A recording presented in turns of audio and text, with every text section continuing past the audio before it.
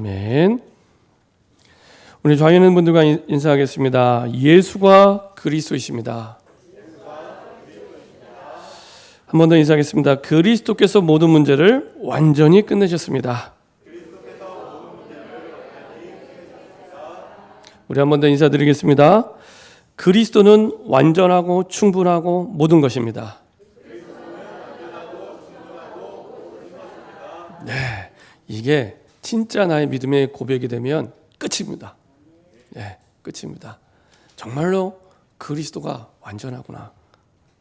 정말로 그리스도면 충분하구나. 나는 뭔가 돈이 있어야 충분하고 능력이 있어야 충분하고 내 자식이 잘 돼야 충분한 줄 알았는데 그게 아니었구나. 그리스도면 충분하구나. 그리고 그리스도가 모든 것이구나. 그러면 끝입니다. 이것이 성경에서 원하는, 우리에게 원하는 성경적인 믿음입니다. 이 믿음 속에 우리의 모든 응답이 있고 모든 축복이 있고 이 속에서 나오는 것이라면 진짜 응답이 됩니다. 그래서 복잡하게 생각 안 하셨는데 진짜 그리스도를 믿는 믿음이면 되는구나. 이게 이론이나 관념이 아니라 실제 내 삶에서, 실제 내 문제에서, 실제 내 안 되는 부분에서 진짜 막끊으라고 답을 찾게 되면 그걸로 끝입니다. 이게 성경이 원하는 믿음입니다. 어젯밤에는 오늘 아침 새벽에 일어나 보니까 굉장히 큰 사고가 있었더라고요. 이태원에서 압사 사고가 났습니다. 압사 사고. 저는요 깜짝 놀랐습니다. 아니 이 선진국이라고 하는 대한민국에서 우리 소득이 3만 달러가 넘어서 선진국 대로 들어왔는데, 그래서 옛날에는 일본이 되게 잘 사는 것처럼 보이지만 우리나라랑 대만, 일본하고 국민소득이 이제 비슷합니다. 비슷하고요. 오히려 대만은 올해에는 우리나라와 일본을 앞섰습니다. 대만이 다 3만 달러 이상. 이런 대한민국에, 그것도 도시에, 물론 이제 한 달 전에는 축구 경기장에서 인도네시아 거기서 축구 경기장에서 압사 사고가 있었어요. 한 달 전에. 근데 이거는 이 대한민국에서, 그것도 한밤중에 골목에서 압사 사고가 났는데요. 아마 더 사망자가 늘어날 것 같은데 151명이 죽었어요. 대부분이 20대입니다. 대부분 20대입니다. 외국인도 한 20명 죽은 것 같습니다. 워낙 외국인들이 많이 있는 현장이다 보니까. 아무래도 그리고 그 남자보다는 그 여자 청년들이 많이 죽었어요. 여자 청년들이 거의 거의 90명 이상, 거의 100명 가까이. 남자들은 한 50명. 아무래도 좀 더 튼튼하니까. 부상이 거의 80명인데 중상자들도 많기 때문에 아마 더 사망자가 늘어날 것 같습니다. 대부분이 다 20대, 거기는 10대도 있고요. 이게 어디 이런 일이 있을 수가 있을 만큼. 벌써 이게 유튜브에 영상 올라오니까요, 사람이 이렇게 깔려 있는데 빠져나오려고 하는데 못 빠져나와요.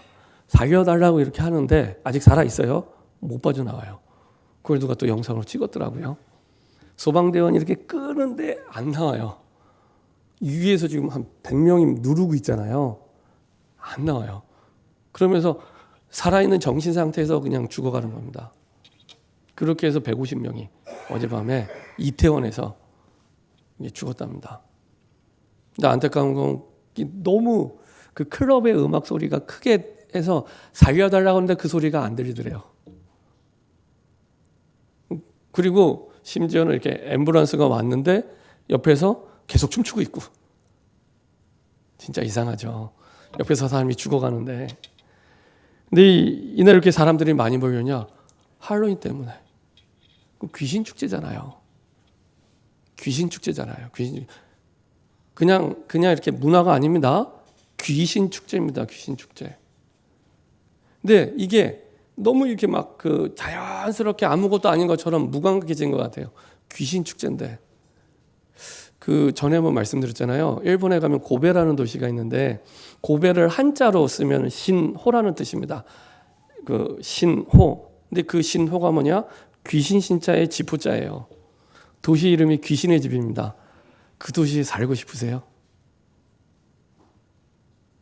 95년도에 그 큰 지진이 났었잖아요. 고베 참사라고 합니다. 일어날 수밖에 없는 사실은 우상 동네였습니다. 귀신 동네였습니다. 할로윈이 귀신 축제인데 아무런 느낌이 없는 시대 살아가고 있어요. 그러다가 이런 일이. 유치원에서는 할로윈 가르칩니다. 아세요? 유치원에서는 할로윈을 가르쳐요. 귀신 문화를 가르쳐줘요. 이야. 근데 뭐 가르치는 교사들이 불신자니까 그냥 이렇게 애들 좋은 놀잇감 정도로 생각하지 이게 어마어마한 저주와 재앙이 오는 귀신 문화라고 생각을 안 해요. 너무너무 심각합니다. 어느 정도 생각하냐? 귀신 문화인데 이게 귀신 문화로 느끼지 못할 만큼 완전히 감각을 잃어버렸습니다. 그나마 조금 끼어있는 복음을 아는 원장님이나 선생님들은 안 가르쳐요. 이 정도로 너무너무 심각한 시대가 됐습니다. 내가 좋은 사람을 계속 만나면 좋은 사람의 영향을 받습니다. 그죠? 훌륭한 사람을 내가 계속 만나고 대화하고 교제하면 훌륭한 사람의 영향을 받습니다. 어려서부터 귀신 문화를 가르치고 귀신 문화 속에 살아가고 귀신 문화를 배우면 어떻게 되겠습니다? 이 귀신 같은 인생이 되는 겁니다. 사람의 인생이 아니고요. 귀신 같은 인생이 되는 겁니다. 귀신에 잡힌 인생이 되는 겁니다. 주변에 제사 많이 지내는 집안 한번 보세요. 늘 1년 12달 늘 집안에서 제사가 많고 그리고 늘 제사 지내는 집안 한번 보세요. 계속 귀신에 잡혀서요. 시달리는 사람이 굉장히 많습니다. 우환, 질고, 질병이 계속 와요. 근데 왜 오는지도 몰라요. 계속. 한 번은 이제 제가 아는 목사님이 조카를 대학생인데 부탁하더라고요. 제가 이제 서울에서 대학생을 오래 했으니까 이번에 이제 조카가 홍익대학에 들어가는데 이 친구 좀 만나달라는 거예요. 왜요? 그랬더니 이제 이 목사님 고향이 안동입니다. 안동에 아주 오래된 유교 집안의 아들이에요. 근데 그 얘기를 하는 게 잘 본인 간증을 하는 겁니다. 본인도 이제 영적 문제가 오고 귀신에 잡혀 있다가 치유가 안 되고 해결이 안 되니까 이제 그 집안 분들 중에 한 분이 너는 우리 힘으로 못 바꾸니까 그냥 교회 한번 나가봐라. 속는 셈 치고 그래서 교회를 나갔는데 하나님을 만나고 치유된 거예요. 근데 자기 조카를 보니까 똑같아요. 조카를 보니까 똑같은 거예요. 그래서 이제 본인 말을 잘 안 들으니까 목사님이 좀 만났으면 좋겠다고 얘기를 하더라고요. 그 친구도 나중에 이제 예수님 영접하고 이제 하나님 자녀가 됐는데 너무 많은 사람들이 귀신 문화 속에 있는데 아무것도 아닌 것처럼. 그래서요. 어제도 그 강사 목사님이 그런 말씀하셨지만은 그런 참사나 저주나 재앙은요 교회 책임입니다. 교회 책임입니다. 그분들 책임 아니고요. 정치인들 책임 아니고요. 교회 책임입니다. 교회 책임입니다. 세상이 그렇지 않아도 너무 시끄럽잖아요. 코로나로, 전쟁으로 너무 여러 가지 많은 문제인데요. 정말로 그거는 정치 책임도 아니고 다른 부모님 책임도 아니잖아요. 부모님 얼마나 기가 막히겠습니까? 하루아침에 놀러 나갔다가 시체가 돼서 돌아왔는데요. 지금 자기 자녀도 못 찾고 있대요. 하도 많아갖고. 누구 책임입니까? 그렇죠? 그럼 복음 가진 저와 여러분들 책임이고 교회 책임입니다. 교회 책임입니다. 이거는 교회 책임이구나. 저 여러분들이 복음을 말하지 않으면 않을수록 가만히 있는 게 아니고요. 점점 흑암 문화는 가득 차게 됩니다. 흑암 문화인지도 모르고 조용히 우리 후대는 죽어가게 됩니다. 그래서 큰일 났다. 그것도 얼마나 안타깝습니까? 지금까지 살아온 날들보다 앞으로 살아가는 창창한 대부분이 다 20대예요. 딱 시기도요 얼마나 좋은지 모릅니다. 대학생들 중간고사 끝나고 대부분의 대학이 다 축제 시즌입니다. 잘 됐죠. 거기다가 이제 할로윈이죠. 거기다가 3년 동안 못했죠. 꽉 눌러있다가 폭발했는데 얼마나 사람들이 많았는지 골목길에 저도 그 근방 알거든요. 그 해밀턴 홀텐 옆에 그 클럽 있는 그 좁은 골목이에요. 언덕진. 거기에 사람이 움직일 수 없을 만큼 사람들이 얼마나 참 이 영적으로 모든 걸 잃어버렸냐. 사람이 죽어가는데도 영상 찍고 사진 찍고 춤추고 있고. 이야, 진짜 제정신이 아니구나. 그런 일이 어디 저기 그 얘기를 들어봤어요. 그 이슬람교 믿는 분들이 성지순례 왔다가 수백 명씩 압사당하고 어마어마한 인파가 모이고 수십만이 모이니까 근데 대한민국에서 야, 이런 일이 어떻게 일어날 수가 있을까? 몇 달 전에도 이상한 일이 일어났잖아요. 태풍이 왔는데 물에 빠져 죽는데 물놀이 가서 물에 빠져 죽는 게 아니라 집 안에 있는데 물에 빠져 죽었잖아요. 아시죠? 관악구에서, 서울의 관악구에서 밖에 비가 너무 많이 와서 집 안에 있었는데 반지하였어요. 집 안에 있다가 물에 빠져 죽었어요. 3명이. 이해되세요? 물놀이 가서 물에 빠지면 이해가 되겠는데 비를 피해서 집 안에 있는데 물에 빠져 죽었다니까요. 가족이 4명인데 1명은 밖에 있다 살았어요. 3명 집에 있는 3사람은 죽고 포항에서도 주차장에 있다가 물에 빠져 죽었잖아요. 이게 이해가 되세요? 주차장에 있다가 그나마 그 안에 있던 엄마는 죽을 줄 알고 그냥 이렇게 기다리다가 아들 너는 살아라고 내보냈는데 나가던 아들이 죽었어요. 중학생. 엄마는 살고. 이게 이해가 되세요? 이해가 안 되는 일이 자꾸만 일어나요. 보면서 이건 진짜 교회 책임이다. 예수 믿는 사람 책임이다. 어제 그 강의 때 그 성도들의 상태라고 해서 이렇게 그림을 그려주셨잖아요. 이렇게 이스라엘 지도를 보면 이렇게 땅 경계가 있으면 이쪽은 지중해입니다. 지중해고 이 안쪽에 이스라엘 땅이 조그맣게 그 지중해랑 붙어 있어요. 근데 크기가 작습니다. 경기도, 강원도 합친 것보다 약간 작아요. 그리고 땅의 3분의 1도 대부분 돌짝밭. 기름지고 적과 오르는 땅 아니고요. 3분의 2가 돌짝밭입니다. 그런 땅에 사는데 주변에 적들은 얼마나 많은지. 전쟁 좋아하는 블레셋. 그 밑에는 애굽. 그 위에는 두로, 시돈, 암몬. 이런 나라들. 대부분 이스라엘의 불신앙의 씨앗으로 생겨난 민족들. 그 주변에. 근데 이게 늘 이스라엘을 괴롭혔습니다. 수천 년 동안 역사적으로.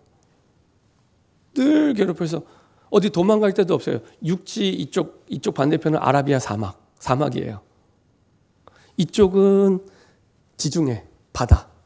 꼼짝없이 갇혀갖고 어디 도망갈 틈도 없어요. 딱 주변의 적들이 딱 둘러싸여서 늘 시달리고 공격당하고 그게 이스라엘입니다. 근데요, 이스라엘 백성들이 복음의 언약을 붙잡고 있을 때는 그게 전부 전도와 선교의 문이 됩니다. 북쪽은 북방 선교의 문, 남쪽의 애굽과 블레셋은 남방 선교의 문, 전부 문이 됩니다. 근데 열쇠는 누가 갖고 있냐? 이스라엘. 이스라엘을 괴롭히는 민족이 아니고 이스라엘을 갖고 있습니다. 근데요, 그게 꼭 그리스도에는 우리의 삶과 너무 똑같아요. 우리는 하나님 이게 문제입니다. 이게 고문입니다. 이게 갈등입니다. 얘기하는데 성경은 끊임없이 그거 문제 아니야 라고 말씀하시면서 답이 되신 그리스도 잡으면 돼. 이걸 계속 말하고 있거든요. 근데 그것만 안 잡아요. 그것만 안 잡아요. 딴 거 내가 해볼 수 있는 거 다 해보는데 그것만 안 해요. 그것만 하시면 됩니다. 저는 그 어제 강사 목사님 그려주신 그 지도를 보면서 야, 저거 꼭 우리나라랑 똑같다. 우리나라가요 딱 이스라엘처럼 되어 있습니다. 제가 그 예비군 훈련을 갔는데 강사가 그 얘기를 하더라고요. 민방 훈련을 갔는데 옛날에 민방 훈련을 갔는데 강사가 얘기하더라고요. 우리나라가 전쟁이 안 나는 게 신기하대요. 일단 그렇게 얘기를 하더라고요. 그러면서 전 세계에서 군사력이 좋은 1등부터 5등까지 다 우리나라 주변에 있습니다. 우리나라가 4등. 군사력이 최고로 좋은 1등부터 5등이 우리나라 주변에 다 있다니까요. 중국, 러시아, 일본, 그리고 우리나라, 그리고 우리나라 뒤에 있는 아주 최강 미국. 네. 그러면서 전쟁이 안 나는 게 신기한 나라래요. 이해되더라고요. 야, 이거는 하나님의 은혜가 아니면 살 수 없는 나라. 우리나라는요, 그나마 아라비아 사막도 없어요. 다 바다. 어디 도망갈 데도 없어요. 어디 도망갈 데도 없어요. 하나님의 은혜가 아니면 살 수 없는 나라구나, 우리나라는. 어제 그 지도를 보면서 딱 우리나라구나, 우리나라. 그리고 딱 우리 상황이나 우리 상황. 굉장히 많은 부분들을 새롭게 깨닫고 붙잡는 시간이 되는데요. 지금 안타깝게 일어나는 그 사건들을 보면서 이거는 누가 잘못했다 그게 아니고요. 재앙입니다. 재앙입니다. 아, 이거는 진짜 하나님이 교회에 주는 사인이구나, 사인. 워낙 복음 가졌는데 말 안 하니까 사인이구나. 그런 생각이 참 많이 들었습니다. 그것도 안타깝게도 다 20대. 나를 잃어버린 겁니다. 나를 잃어버렸습니다. 그리고 잃어버린 영혼이 너무 많이 있고요. 그리고 잃어버린 현장 속에 저주와 재앙은 계속 일어납니다. 그냥 사건 사고가 아니라니까요. 그래서 우리가 전도계 집회를 통해 계속 말씀을 받고 있습니다. 기다리라. 기다리는 게 그냥 쉬고 있어라 그 얘기가 아니라 복음의 말씀을 붙잡고 기도해라. 사도행전 1장 4절. 주의 언약을 붙잡고 아버지의 약속하신 것을 붙잡고 기다리라. 진짜 그리스도면 완전하고 충분하고 모든 것 되기 때문에 오직입니다. 그리스도면 완전하기 때문에 갈보리산에서 우리 인생 모든 문제를 십자가에서 완전히 끝내시고 우리에게 응답의 증거로 부활하셔서 지금도 우리와 함께 하십니다. 그리고 충분하고 모든 것 된다는 것을 사실을 우리에게 보여주셨습니다. 이것을 내 것으로 붙잡는 게 강단의 말씀입니다. 강단의 말씀을 가지고 우리가 인도받을 때, 그 말씀을 따라갈 때 그 완전하고 충분한 모든 것 되신 복음이 나의 것으로 각인되고 뿌리내리기 시작합니다. 그래서 속지만 않으면 됩니다. 그리스도 안에 내가 있다. 뭘 안 해도 됩니다. 속지만 않으면 사단이요 계속 속입니다. 뭘 속이냐? 딴 걸 속이는 게 아니고요. 그리스도 말고 다른 데 답이 있는 것처럼 자꾸 속입니다. 그것만 속지 않으면 됩니다. 그러면 받으리라. 반드시 응답이 오게 돼 있습니다. 안 오면 불법입니다. 주시겠다고 약속하셨기 때문에. 지난주에 말씀드렸잖아요. 요한복음 16장 24절. 지금까지 너희가 아무것도 구하지 아니하였으나 구하라. 그리하면 받으리니 너희 기쁨이 충만하리라. 그렇죠? 그냥 주신 게 아니라 풍성한 답으로 안 구한 것까지도 주세요. 안 구한 것까지. 지난번 우리 사무엘상 7장 봤잖아요. 사무엘상 7장에 보면은 이스라엘 백성들이 제발 저 블레셋만 없으면 살 것 같은데 블레셋 문제만 해결되면은 행복할 것 같은데 진짜 블레셋 문제를 해결해 주셨는데 그것만 해결해 주신 게 아니라 잃어버린 땅까지도 다 찾아주셨잖아요. 이스라엘 백성들 그거는 안 구했거든요. 근데 우리가 구하지 않은 것까지도 다 회복시켜 주세요. 받으리라. 성도의 상태는 우리 주변에 많은 문제들이 있습니다. 없는 게 아니라 있습니다. 내가 해결할 수 없는 많은 문제, 갈등, 고민 있습니다. 근데요, 주의 복음의 언약을 붙잡을 때 그 모든 것들은 응답의 문, 전도의 문, 선교의 문이 되고요. 그 속에서 하나님 우리에게 주신 받은 응답, 복음과 하나님의 응답 말씀들, 이걸 통해서 받은 응답, 하나님의 날에, 하나님의 때에 정확하게 응답의 문을 여시고 우리에게 인도해 주십니다. 이게 되어지면 진짜 전도가 하는 게 아니라 되어지기 시작합니다. 자, 하는 건 내가 뭘 만들어서 하려고 하는 거고 되리라는 하나님이 다 하시는 거예요.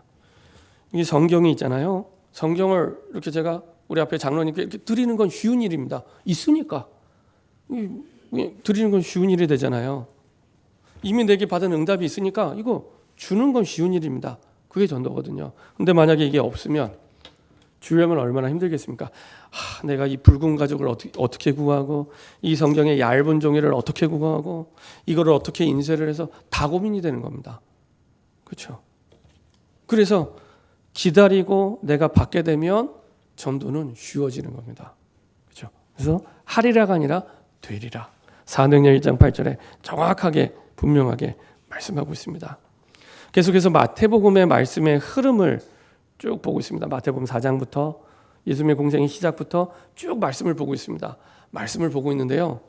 지난주에 말씀을 묵상하면서 야, 어쩜 이렇게 이스라엘 백성들이 그리스도만 모를까? 신기하고 놀랍고 기적같이 그리스도만 몰라요.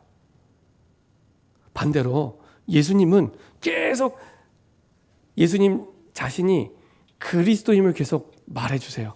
말씀하시고 증거 보여주시고 능력 보여주시고 기적 일으키시고 또 말씀하시고 증거 보여주시고 기적 일으키시고 능력 보여주시고 그러면서 내가 그리스도야. 내가 구원자야.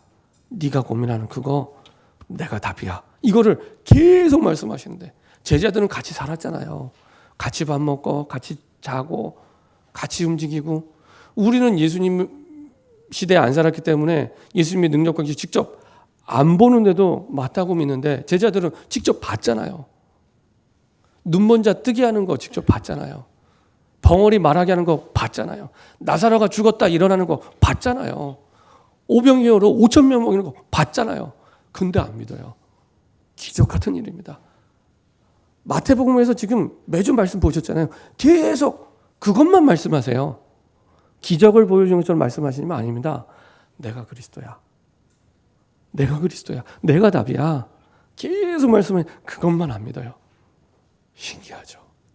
근데 옛날에 제가 그랬습니다. 제가 그래서 교회 다니면서 교회 열심히 다니는데 유대인들이 예배 안 드리는 게 아닙니다. 유대인들이 말씀 모르는 게 아닙니다.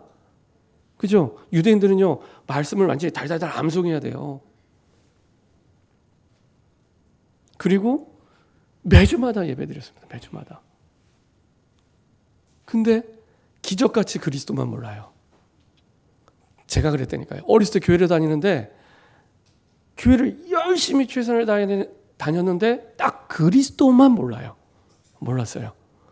성경 암송대회 1등하고 초등학교 3학년 때 성가대 쓰고 중등부 때 중등부 회장, 고등부 때 고등부 회장, 대학부 때 대학부 회장 했거든요. 저희 교회가 큰 교회는 아니었지만 그래도 한 300명, 400명 모이는 교회였는데 근데 그리스도만 몰랐어요. 그게 딱 제 모습이었습니다. 근데 성경에 보니까 예수님 살던 그 당시에 유대인들이 딱 똑같아요. 똑같아요. 제자들 똑같아요. 그래서 지난주 말씀 묵상하면서 이야 기적같이 어떻게 그리스도만 모를까? 예수님께서 그것만 말씀하시는데 그렇죠? 그래서 오늘은 아예 지난주에 말씀드렸죠. 지난주는 예수님이 돌아가시기 일주일 전입니다. 이제 그 일주일 사이에 예수님이 또 여러 가지로 가르치는 마지막 가르침의 내용인데 이제는 이전까지는 계속 바리새인이 질문하고 사두개인이 질문하고 계속 질문했잖아요. 이제 하도 답답하니까 이제 예수님이 질문하는 겁니다. 반대로.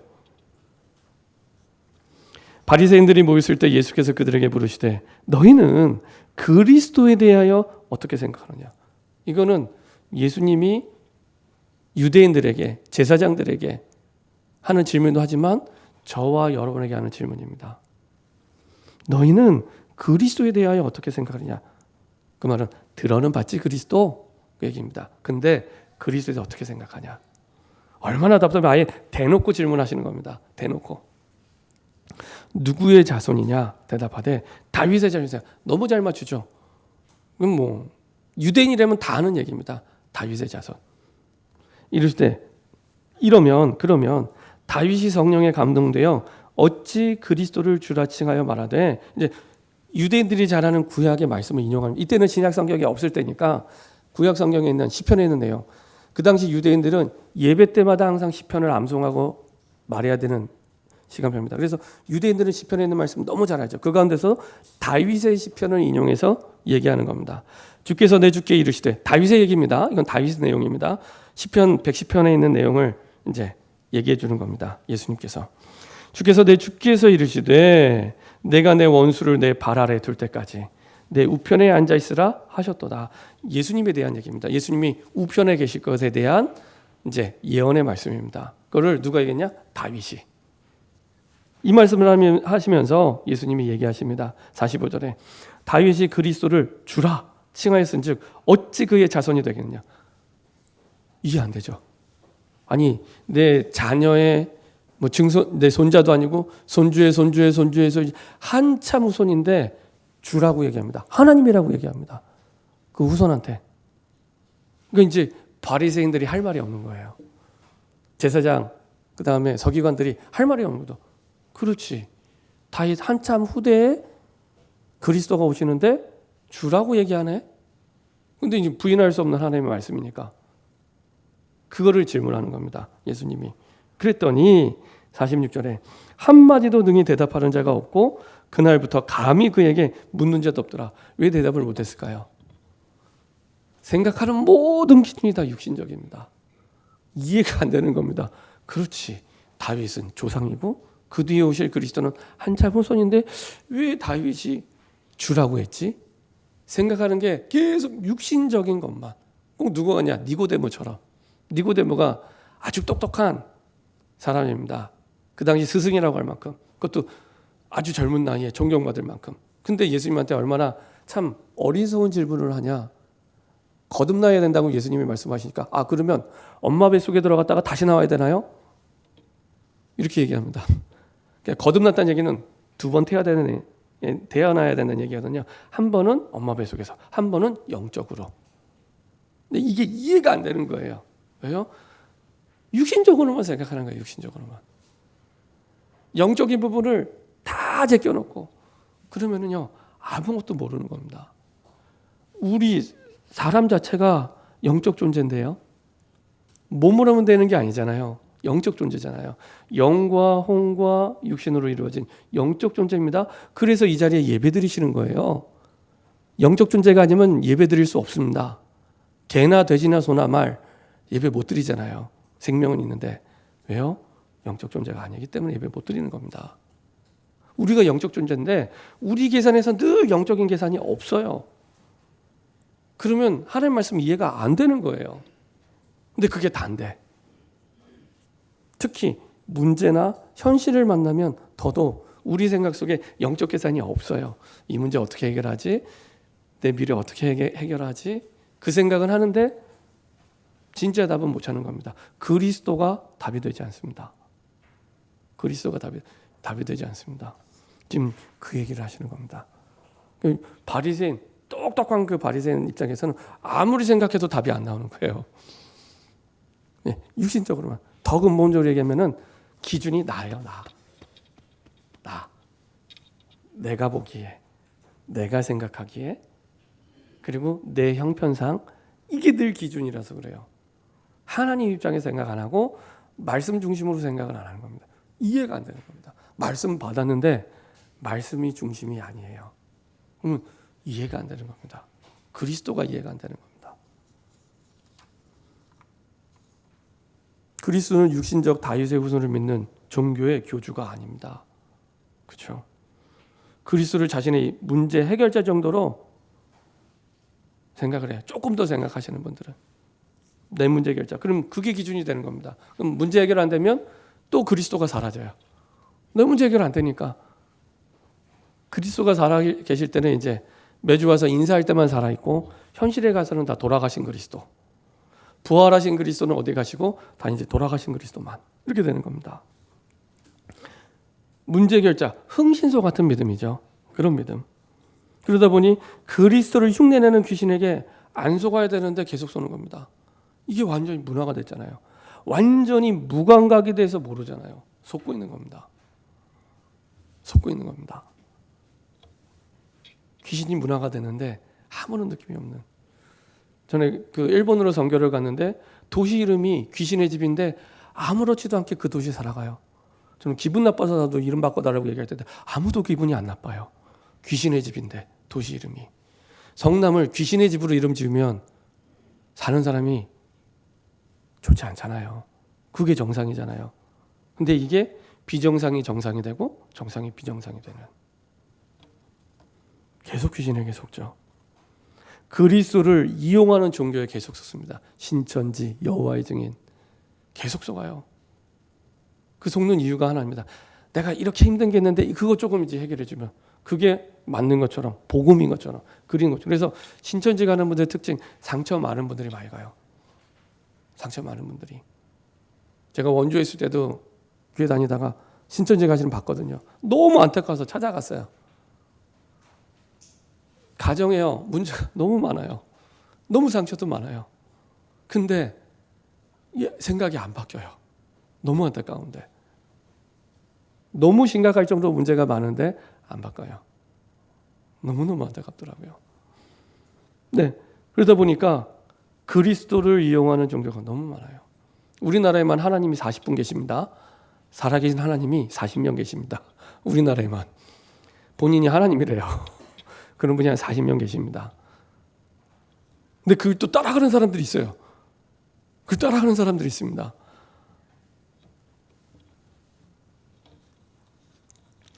유대인들은 계속 착각하고 있었습니다.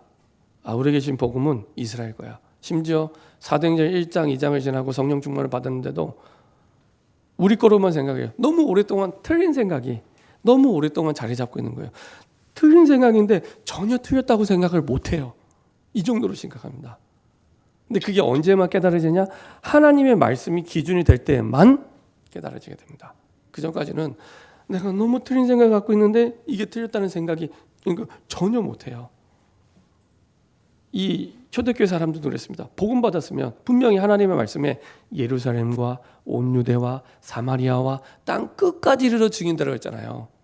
예루살렘에만 증인되리라 이렇게 말씀 안 하셨잖아요.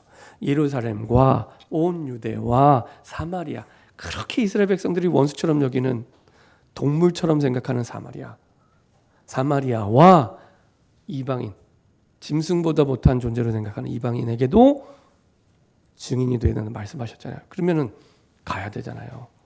전해야 되잖아요. 안전하는 거예요. 그래서 하나님은 핍박을 허락하십니다. 하나님이 핍박을 주시는 게 아니고요. 핍박을 허락하십니다. 환난을 허락하십니다. 그래서 핍박 속에서라도 가서 복음 전하라고, 환난 속에서라도 가서 복음 전하라고. 가서 전하는 이스라엘 백성은 핍박 속에 하나님 속에 죽어도 천국이잖아요. 그렇죠? 죽어도 하나님 나라기 때문에 가서라도 복음 전하도록. 영원한 인생 속에서 우리의 살아생전은 점과 같이 짧은 인생입니다. 근데 이때 우리의 영생이 결정이 납니다. 그래서 이 살아있는 짧은 찰나와 같은 그 짧은 순간에 구원의 기회를 놓치지 않도록 가서 전하라고. 그래서 이스라엘 백성을 애굽에 보내고, 그래서 이스라엘 백성을 바벨론의 포로를 보내고 세계 복음화로 보낸 겁니다. 그렇죠? 그걸 모르면 모르게 가요. 우리들도 마찬가지고 우리나라도 마찬가지입니다. 그렇죠? 우리가 계속 전하지 않으면 어제와 같은 그런 일들이요 계속 일어날 수밖에 없습니다. 그렇죠? 우리가 말하지 않고 있으니까. 세상 사람들은 이해가 안 되는, 또 누가 잘못했다고 누구 잘못하고 누구 탓하고 하겠죠. 아닙니다. 교회 책임입니다. 교회 책임이고 예수 믿는 사람 책임이고 복음과 있는 사람 책임입니다. 그런 일들이 성경 속에 일어난 대로 그대로 계속 일어나게 됩니다. 그렇죠? 이방인들은 또 착각하죠. 기독교가 이스라엘 종이라고. 아닙니다.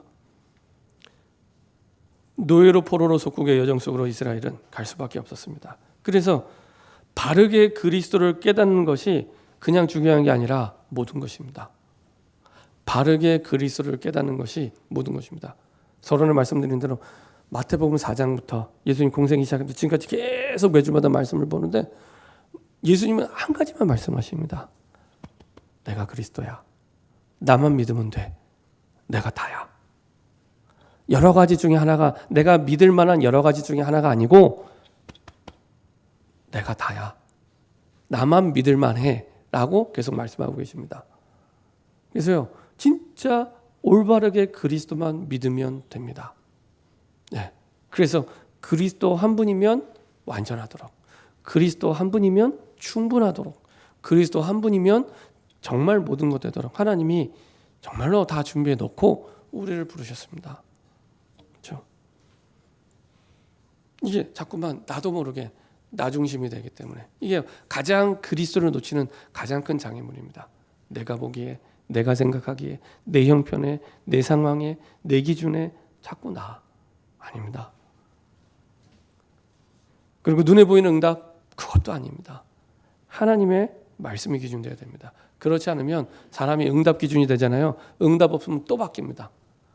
하나님이 안 계신 것처럼, 하나님 돌아가신 것처럼, 내가 못하면 하나님도 못하시는 것처럼, 내가 안 되면 꼭 하나님도 안 되는 것처럼 내 틀 안에 딱 가둬놓습니다. 그리고 여기서 끝나는 게 아니라 또 다른 데 가서 그리스도 말고 다른 구원자를 찾습니다. 다른 복음을 찾습니다. 그렇죠? 그러면 이스라엘 백성처럼 일주일이면 갈 수 있는 거리를 40년을 돌아서 가게 되는 겁니다. 그렇죠? 그 차이가 그 40년의 차이가 되는 겁니다. 예수님이 아시고 이때 사람들에게 질문합니다. 사람들이 나를 누구로 아느냐? 질문하시죠. 사람들이 나를 누구로 아느냐? 그때 많은 사람들이 예수님을 보고 엘리야 같다고 얘기합니다. 어떤 사람은 예레미야 같다고 얘기합니다. 어떤 사람은 세례요한 같다고 얘기합니다. 어떤 사람은 선지자 같다고 얘기합니다. 다 맞는 말입니다. 그런 요소들이 다 있습니다. 근데 아니잖아요. 예레미야도 엘리야도 세례요한도 선지자들은 그리스도가 아닙니다. 굉장한 능력이 있고요. 굉장한 응답도 있었고요. 대단한 사람들입니다. 근데 그리스도는 아닙니다. 그렇죠? 제자들에게도 질문합니다. 너희는 그러면 3년 동안 먹고 자고 한 너희는 나를 누구로 아느냐? 그때 베드로가 정확하고 분명하게 고백합니다. 주는 그리스도시요 살아계신 하나님의 아들이십니다. 이요 어마어마한 그러니까 성경 전체의 신앙 고백 가운데 모든 목회자, 모든 신학자가 인정하는 최고의 신앙 고백입니다. 주는 그리스도시요 살아계신 하나님의 아들이시다. 얼마나 예수님이 속이 다 시원했겠습니까? 그거 말하러 왔는데 그것 때문에 병자 고치고 그것 때문에 눈먼 자 뜨게 하고 그것 때문에 죽은 자 살렸는데 그렇죠?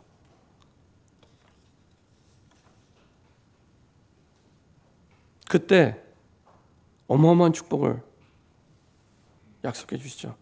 그리스도 그분 한 분만이 모든 문제 해결자. 내 문제 해결하는 정도가 아니라 모든 문제. 지구상에 77억이 갖고 있는 모든 문제를 끝내신 분. 그분이 바로 그리스도로신 예수다. 사람 힘으로 바꿀 수 없는 지옥 같은 삶을 살고 있는 사람 많잖아요. 그 지옥의 권세 아래 살고 있는 겁니다. 그거 끝내신 분이 그리스도입니다. 죄로 말미암아 저주와 재앙이 와서 이해 안 되는 문제들이 계속 와요. 그리스도 모르면 끝까지 평생 이해 안 됩니다. 그 죄의 권세를 깨트린 분이 그리스도십니다. 그렇죠? 어마어마한 죽음의 문제. 사람들이 제일 주로 죽음의 문제잖아요. 그렇죠? 그 죽음의 문제를 끝내신 분이 사실은 그리스도 되신 예수님. 그것을 끝내신 분. 자, 그래서 우리의 주와 그리스도로 지구를 어둡게 만들고 흑암의 문화로 몰고 가는 흑암의 세력을 완전히 끝내신 그리스도로 우리에게 오셨습니다.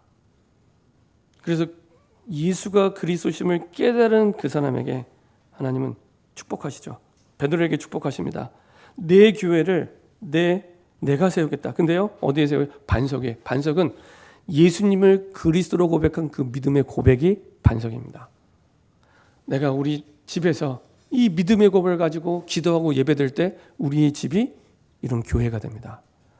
직장에서 이 그리스도의 고백을 가지고 내가 기도하고 예배될 때 우리 직장에 하나님의 나라가 임하는 교회가 되는 겁니다. 누가 하겠다고요? 내가 하는 게 아니라 하나님께서 내가 내 교회를 세우겠다. 그렇죠?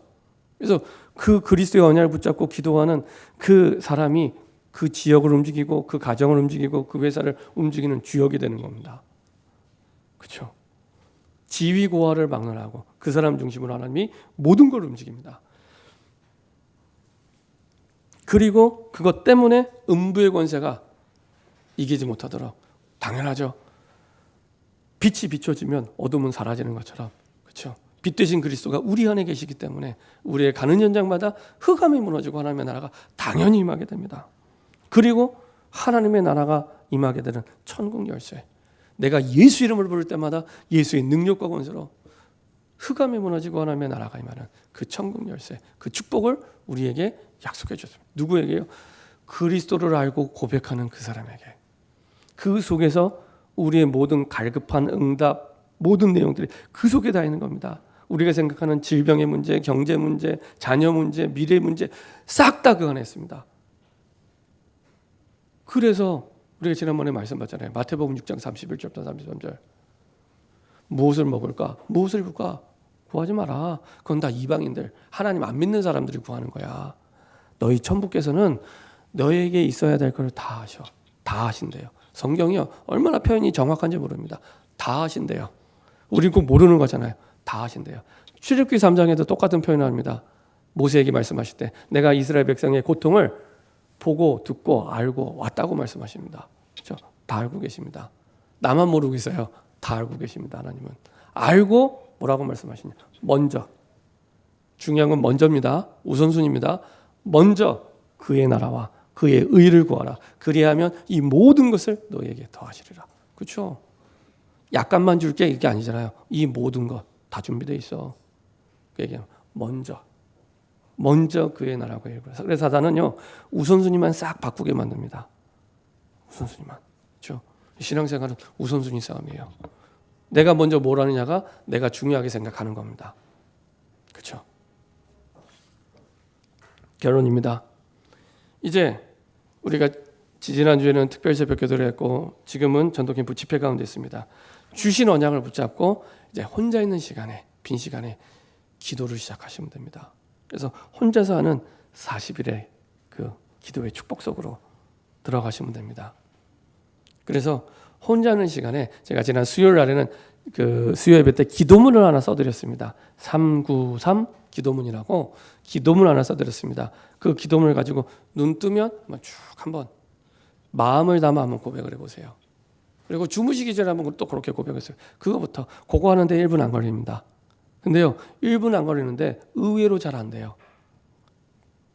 저도 전에 잘 안 되더라고요. 그만큼 내가 하나님과 멀리 떨어져 있다고 보시면 됩니다. 그래서 다시 내가 눈 뜨면 가장 먼저 나에게 주신 복음의 은혜에 감사하고 고백을 하며 기도하겠다. 그래서 쭉 한번 기도하시고요. 그리고 그 기도 통해 주는 응답들을 낮 시간에 누리시고 밤에 주무시기 전에 또 불 끄기 전에 한 번 더 기도문 가지고 쭉 한번 읽어보세요. 그거 한 1분. 근데요 한번 40일을 진짜로 한번 지속을 해보세요. 우리의 상황, 문제를 두고 지속을 해보세요. 하나님이요 그 속에서 응답의 문을 여실 뿐만 아니라 하나님께서 전도의 문도 여시고 선교의 문도 여시고 중요한 응답의 문들을 그 속에서 다 여십니다. 그 기도가 새롭게 시작되기 원합니다. 특별히 우리가 계속해서 금요일, 토요일, 주일 전도캠프 집회로 인도받고 있고 오늘 또 마지막 날입니다. 그래서 마지막 날인데요. 아주 중요하게 하나님 앞에서 앞으로 미래를 두고 우리가 어떻게 전도자로 인도받아야 될지 중요하게 언약을 붙잡고 인도받는 그런 시간이 됐으면 좋겠습니다. 그래서 오후 예배 뒷시간에는 제가 다 뺐어요. 모임 다 빼고 딱 오후 예배 집중하라고. 그렇죠? 제가 원래 그런 거 잘 강조 안 하거든요. 근데 제가 강조할 때는 진짜 중요한가 보다 생각하고 오시면 됩니다. 그래서 여러분들 마음에 담고 중요하게 응답받는 중요한 시작이 됐으면 좋겠습니다. 기도하겠습니다. 주님 감사합니다. 하나님의 은혜 속에 복음을 알게 하시고 생명 되신 그리스도께서 우리 인생의 주인이 되어 주심을 감사드립니다. 그리스도가 누구냐? 분명하게 베드로의 고백이 우리의 믿음의 고백으로 하나님께 드려질 수 있도록 주님 인도하여 주시옵소서. 그리스도 안에 모든 답과 힘과 능력이 다 있음을 이론이나 관념이 아니라 실제 우리의 믿음으로 고백하며 확인하며 증거하는 증인으로서는 새로운 시작이 되게 하여 주옵소서. 재앙 만난 이 시대, 복음이 필요한 이 시대에 정확한 그리스도의 복음으로 흑암과 재앙이 무너지는 새로운 시작이 되게 하여 주옵소서. 감사드리며 주 예수 그리스도의 이름으로 기도합니다. 아멘.